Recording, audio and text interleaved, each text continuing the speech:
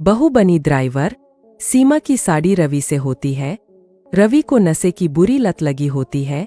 एक दिन अरे माँ, मेरा एक साइड का शरीर काम नहीं कर रहा है। मैं आज खेतों में कैसे जाऊंगा? अरे बेटा, ऐसा ना बोल। तेरे पापा के जाने के बाद से तू ही घर चलाने का सहारा है। मैं डॉक्टर को बुला लाती हूँ। देखिए बहन जी, रोहन के शरीर के एक साइड में लकवा है। अब वो कभी ट्रैक्टर नहीं चला पाएगा।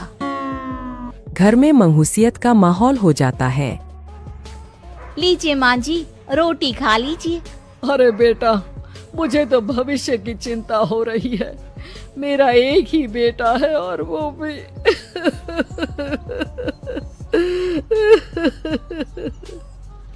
माँ जी, आप चिंता न करें। जब तक ये बीमार है मैं खेत जाकर काम कर लिया करूँगी। वैसे भी नशे के कारण इनका शरीर काफी कमजोर हो गया है। अगले दिन सीमा खेत में जाकर काम कर शाम को घर लौटती है। ये ले बेटा, पानी पी ले।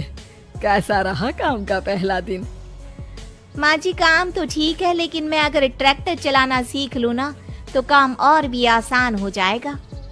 अरे बेटा, दुनिया क्या कहेगी कि औरत होकर ट्रैक्टर चला रही है। माँ जी, या तो हम दुनिया देख ले या अपना घर, कोई बात नहीं। जब ये ठीक हो जाएंगे तो सब ठीक हो जाएगा। अरे बहू, जरा बाहर तो आना। जी माँ जी। बहू, तेरे मामा जी आए हैं, तूने बुलाया था ना? हाँ माँ जी, वो मामा जी ना आज से मुझे ट्रैक्टर चलाना सिखा। सीमा मामाजी से ट्रैक्टर चलाना सीखती है। वो मन लगाकर खेतों में काम करती है। और एक दिन माँ जी, पता है इस बार पूरे गांव में सबसे ज्यादा फसल का उत्पादन हमारे खेतों में हुआ है। इस साल तो खूब पैसे आएंगे। हाँ। सास खुश नहीं होती है। वो चुपचाप वहाँ से जाने लगती है। तभी सीमा उसे रोक लेती है।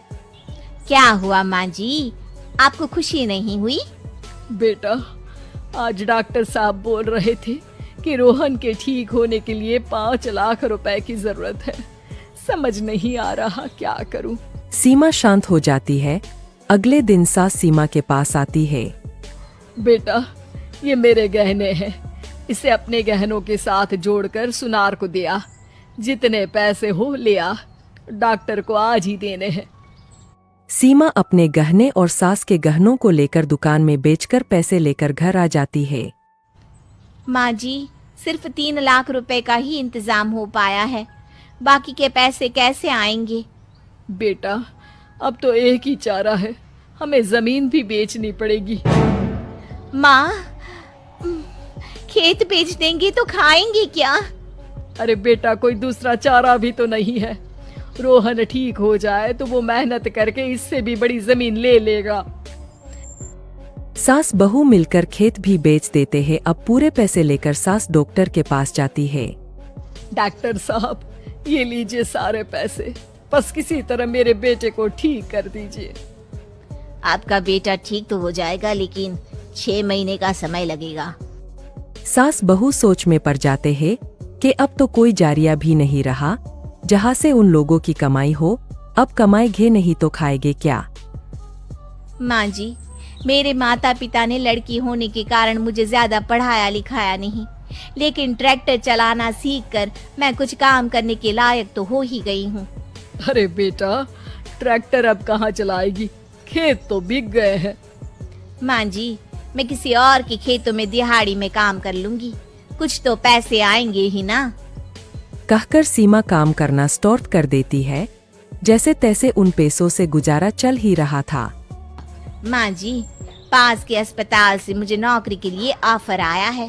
पैसे भी ये 4 गुना ज्यादा मिलेंगे और अब खाने पीने दवाई के साथ हम कुछ पैसे भविष्य के लिए भी जोड़ पाएंगे। लेकिन काम क्या है बहू? माँ जी, मुझे अस्पताल की एम्बुलेंस चलानी है।